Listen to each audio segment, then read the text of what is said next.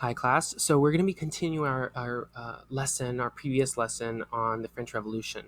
And so just to review, what ended up happening in our previous lesson is the Estates General pretty much collapsed. And the Third Estate was so ticked off and upset, they decided, you know what? We're not even going to be part of this anymore, this mess anymore. And they go off and form what they declare themselves to be, which is the National Assembly.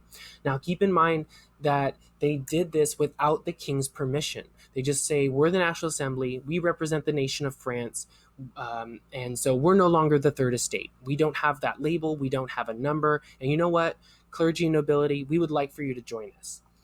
And there are a few of the clergy and nobility that are like, hey, you know what? I don't like this label. I don't like my number anyway. It's not my lucky number. We'll just give them up.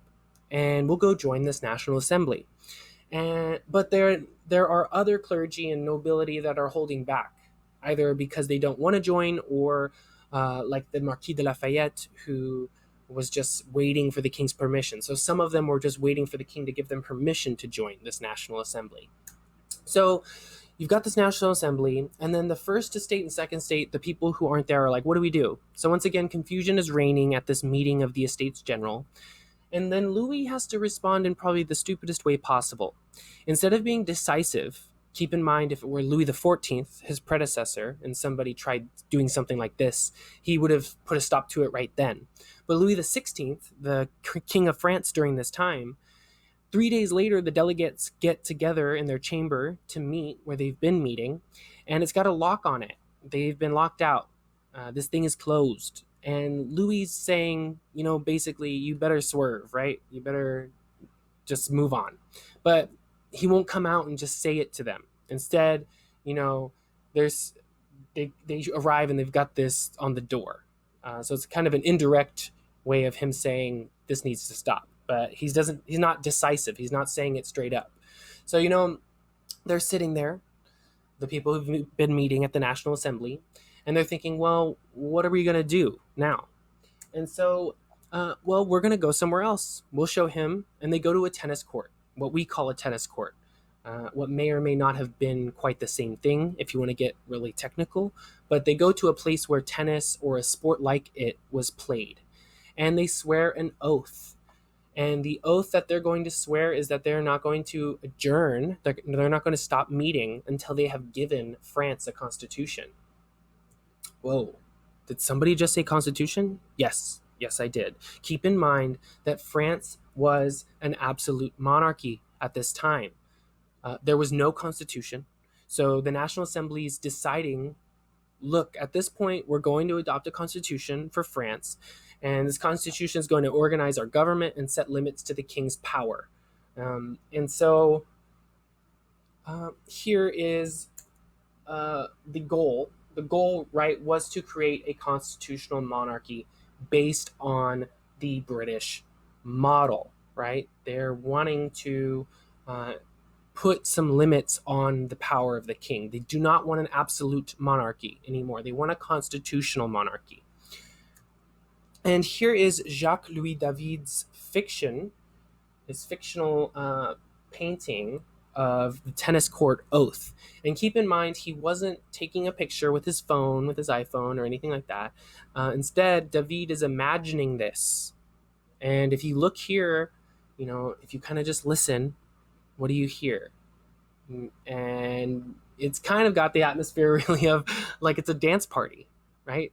You can just imagine like a DJ being there and everyone partying, right? And if you look here in the middle, you have people are raising their hands, they're swearing an oath, and there's a focal point at the front of this painting, as you can see right here, down in the center, where you see these three people dressed differently, and they have their arms around each other. And they are joining together, and these three people represent the three different estates, the clergy, the nobility, and everyone else. So this painting here is kind of a French memory of what this was. Now, I imagine this was probably a little more dignified and quiet than what we've got, here. That it looks like we're having a dance party or something like that. But keep in mind that the French have kind of a chaotic memory of their revolution. Whereas if you contrast it with the Declaration of Independence, everybody's all dignified. we're Americans. We're such dignified people, and our revolution was really, yeah, classy, right? Like the Ron Burgundy of revolutions or something like that. Stay classy, America. And this was probably a little less dignified than it's portrayed, the Declaration of Independence. And then the French Tennis Court Oath was probably a little bit more dignified than it was portrayed, even though it does kind of look like they're in a dance hall or something like that. So Louis is kind of like, fine, whatever. He doesn't really see a way out of this, or at least a way that he can decisively put this down. And so Louis just recognizes the National Assembly as the lawmaking body. And he says, first, second estate, go and join them at the National Assembly. And while with one side of his mouth, Louis is saying, hey, everybody, go to the National Assembly. That's the new lawmaking body. Out of the other side of his mouth, he's saying, hey, bring some troops over here. We might need them. Now, this is probably the worst decision Louis could have made, because on one hand, if you're going to bring troops, you better be ready to use them. Don't bring an army out unless you plan to use it. So if you're going to bring the army to Versailles, don't have them just sitting there. You need to disperse this meeting. But Louis is not decisive enough to do that. Instead, Louis has these guys camped out, right? Well, what's the National Assembly thinking?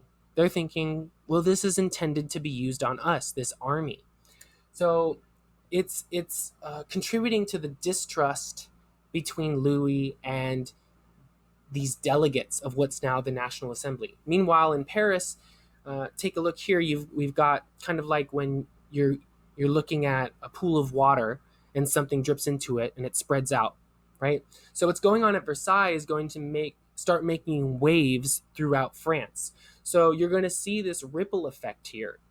And in Paris, they find out what is going on there in Versailles. And they find out that the army at Versailles, or is at Versailles, and they look at the Bastille, which had been a symbol of tyranny in France before the time of the French Revolution, from back in the Middle Ages. And some prisoners were being kept here. Not a lot of prisoners, and most of them, deserved to be there. I think there were less than 20 prisoners in the whole place, and one of them being the Marquis de Sade, who was a crazy person and a pervert. He wrote all kinds of really scandalous stuff, and they were like, we need to put this guy away. Good decision. Well, speaking of this crazy guy, the Marquis de Sade, the people of Paris are kind of going along their about their business, and they're kind of paranoid about what's happening at Versailles. Well, the Marquis de Sade decides to shout out, according to one story, they're killing all the prisoners, right? And so people out there, they hear this crazy guy.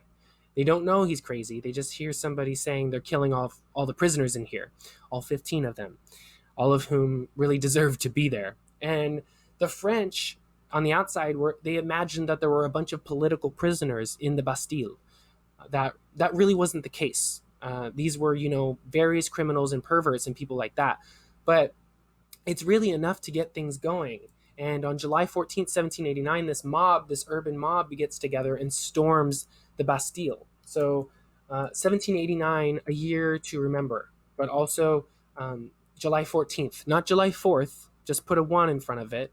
And there you have the day. If we had to put a day on the French Revolution, this is Bastille Day, which is still a holiday in the French calendar, when this mob goes to this place, the Bastille. They storm the place, find the commander of the Bastille, cut his head off, and put the guy's head on a pole and start just kind of walking around with it. That's Bastille Day. So that's what's happening in Paris, right? Well, the rippling is going on even in the countryside. It's reverberating through the countryside, where there is a grain shortage. So on top of everything else, there have been some bad harvests. Everything's really going wrong at the same time, which is the reason why this French Revolution gets as crazy as it does. But there was a grain shortage.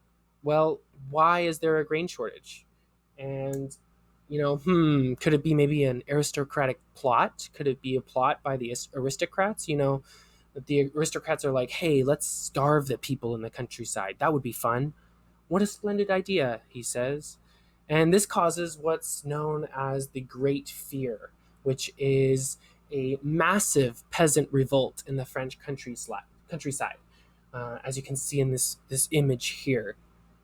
And it's like, oops, yeah, the aristocrats weren't really serious about that. In fact, they didn't even say that. This is just something that people were thinking and imagining. This is what many of the peasants were thinking and imagining. And what happens here is this National Assembly decides that they have to respond, and they respond with the decrees of August 4th, which abolished the quote unquote feudal system. Now, feudalism, keep in mind, is a term applied by historians. Now we give it that term. It wasn't like people were running around during this period calling it that, right? We call it that now.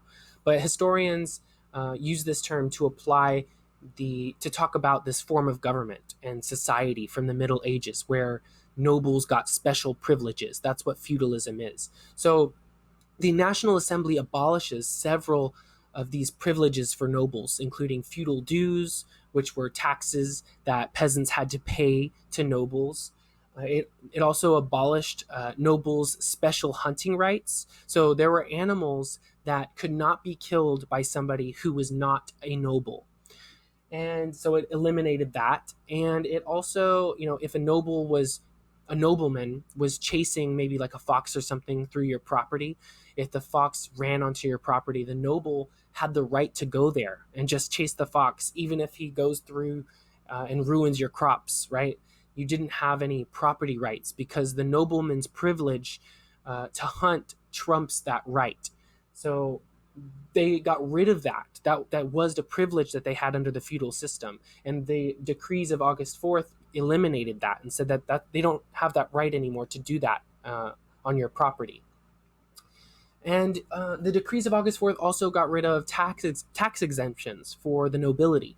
So with these decrees, basically the National Assembly is saying, look, we've abolished feudalism, whatever that was, and y'all can stop rioting now. You can calm down, peasants. And so we're going to, in the next segment, talk a little bit more about something called the Declaration of the Rights of Man and Citizen, and the role of liberalism in these early stages of the French Revolution. So obviously we'll go into that next time. But let's review a little bit of some of the main points of what we learned about in this lesson. So the National Assembly organized itself after the failure of the Estates General. The Tennis Court Oath was an oath by the members of the National Assembly to create a constitution for France. That was what their goal was. That's what they pledged to do. And then a French mob stormed the Bastille on July 14th, 1789. And this is called Bastille Day, and it's still observed to commemorate the French Revolution, and it's still observed today. The Great Fear was a peasant revolt in response to a grain shortage and fear of a rumored aristocratic plot to starve the people. And finally, the decrees of August 4th. They abolished feudalism in France, and feudalism was those legal privileges that I talked about that the nobility had. So let me know if you have any questions. If you're confused about anything, make sure that you email me or reach out during our class meeting so that I can help you. And good luck on the assignment.